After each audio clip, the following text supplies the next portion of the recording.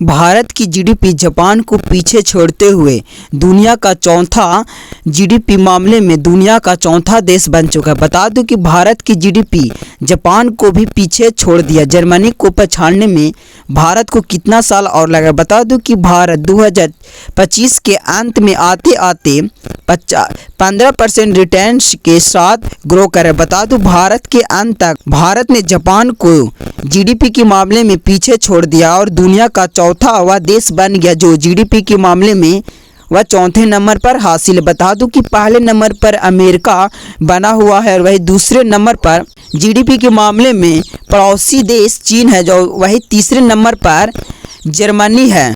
वहीं चौथे नंबर पर अब 2026 में भारत नंबर 1 पर चौथा बन गया। बता दूं कि अर्थव्यवस्था का दर्ज हासिल किया है। जर्मनी को पीछे छोड़ने में संभावना और भारत की विकसित राज्य की भविष्यवाणी है। क्या भारत अगले कुछ वर्षों में जर्मनी और चीन को पीछे पछाड़ते हुए दुनिया का दूसरा अर्थव्यवस्था बन सकता है?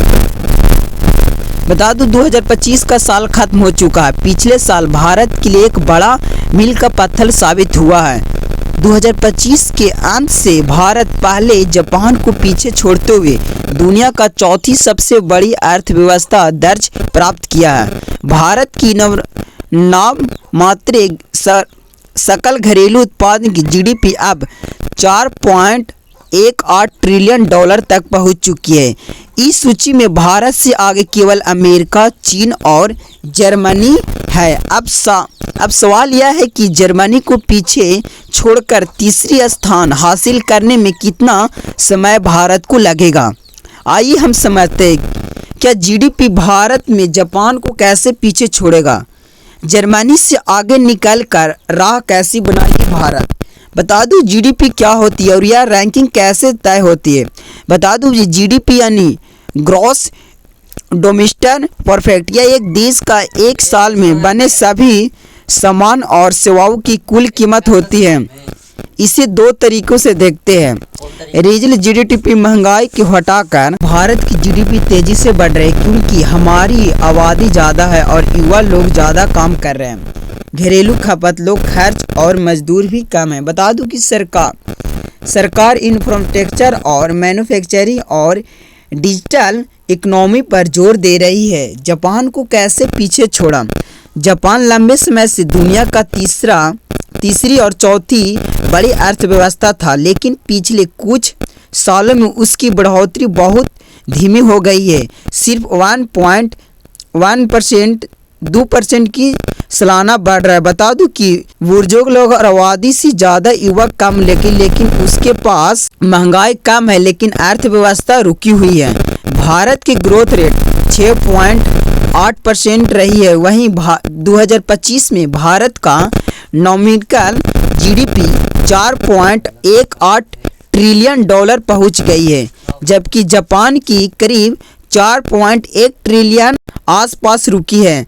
अंतर्राष्ट्रीय मुद्रा मनी IMF और सरकार के आंकड़ों के मुताबिक यह ओवर रेट 2025 में ही हो गया।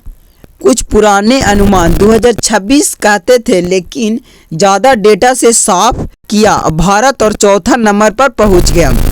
जर्मनी को पछाड़ने में कितना समय लगेगा भारत को।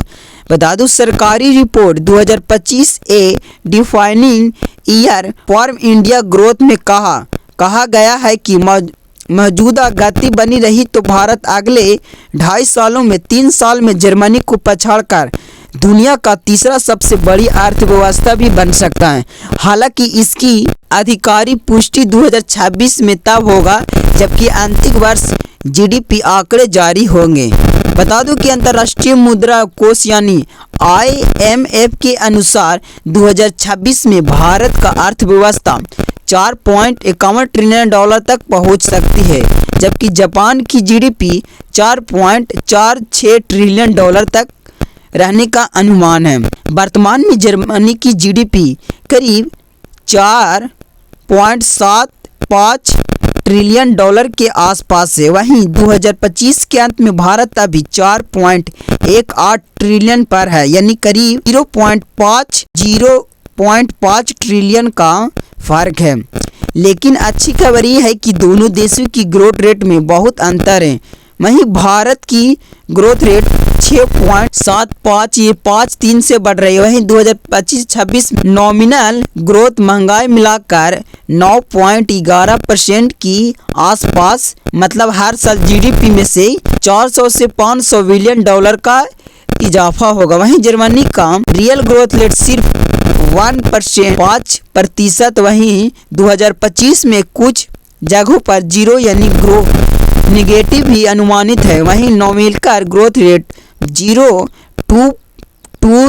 2 से लेकर 3% बढ़ने की वजह है यूरोप में ट्रेड वॉर और एनर्जी का क्राइसिस और कमजोर इंफ्रास्ट्रक्चर की मांग है। बता दूं कि सरकार का इंफ्रास्ट्रक्चर जैसे मालूम वर्ल्ड बैंक यूनियन के अनुसार दे रही है। बता दूं भारत 2030 तक 7.3 ट्रिलियन डॉलर की अर्थव्यवस्था बनेगी।